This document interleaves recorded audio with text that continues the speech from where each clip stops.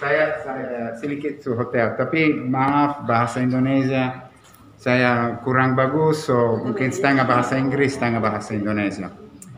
So saya mau tambah to what the in English, please. No. yeah, I want to add to what the guests have been saying about the training, how it's important. So I want to talk about two things.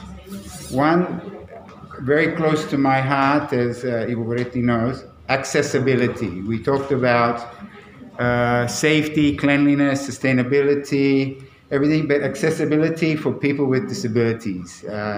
I am very much involved with people with disabilities. We're designing hotels for people with disabilities exclusively. So it's very good for you as teachers to be able to teach your students about accessibility, because that is the new future. Niche tourism is where the future lies.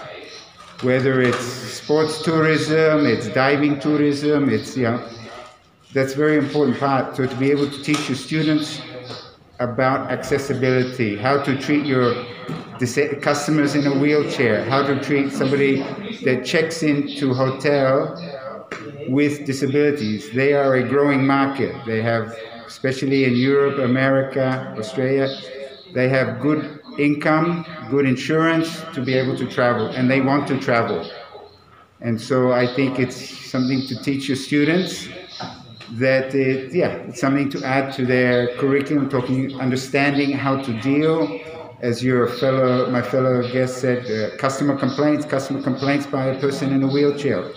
How do we deal with it? How do we deal with somebody that's visually impaired, tunanetra? What can we do? We are lucky in Indonesia. We have lots of, the staffing levels are quite high for hotels, so we can accommodate a lot of requests.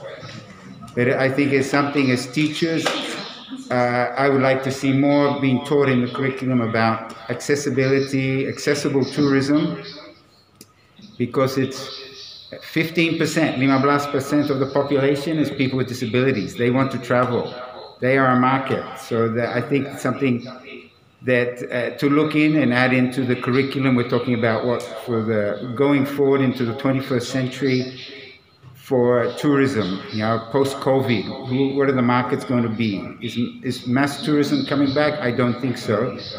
But niche tourism, different sectors will probably be the first groups to come back. So it's a good thing to teach your students to open their horizons to all different types of tourism, how to deal with, the requests and the demands. And once again, it goes into customer satisfaction, customer relations, and the service included. So that was point one. Point two, something Ivo Goretti asked me to, is going for the students, what kind of career path. I have just come from being in Australia, where there is, especially in Northern Australia, Northern Territory, Darwin, a very big demand for cooks, chefs, waiters, semua orang kerja di hospitality. Di sana, they're kurang, they're very short, they're looking for staff. So it's a good career path for your students to plan to maybe can go and work somewhere like Australia, where obviously the income is higher. There's also opportunity to get residency. But the key is they have to, ini karena saya bicara bahasa, because they have to know English. English in the tourism industry is very important, I'm afraid. Dimana, wherever you're going to work, whether even Indonesia, but outside of Indonesia, the English language. So the opportunities for your students here from Timor is actually very good, because people have to keep eating. So the world is always looking for cooks, waiters, and other people that back of house operators and front of house in hotels as tourism goes. But the second, that I want to emphasize just the English language. I'm sorry, it is actually very important, and it helps you get into lots of other countries if you want to have that career path for to be able to show your students. And so whether it's Australia, Singapore, kapal pesiar, everything, the basic English is always required, and sometimes it has to be a higher thing. So it's something to impress on your students that the English language in tourism is actually very important. So that's basically the 2 points I wanted to add to what your guests have been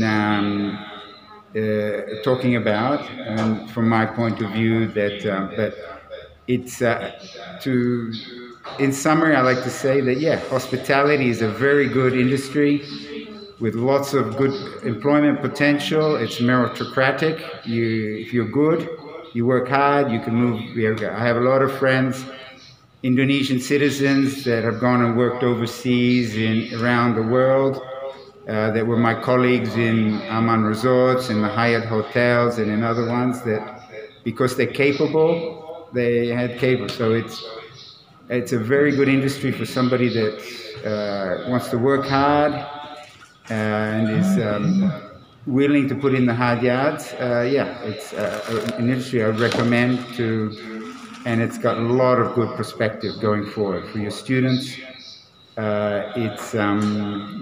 Particularly coming from a place like Timor where there's limited employment prospects, I think it's a very good industry to encourage people to get into here, particularly if they want to, they need to move, they go and work in other parts of the archipelago and also overseas in other countries.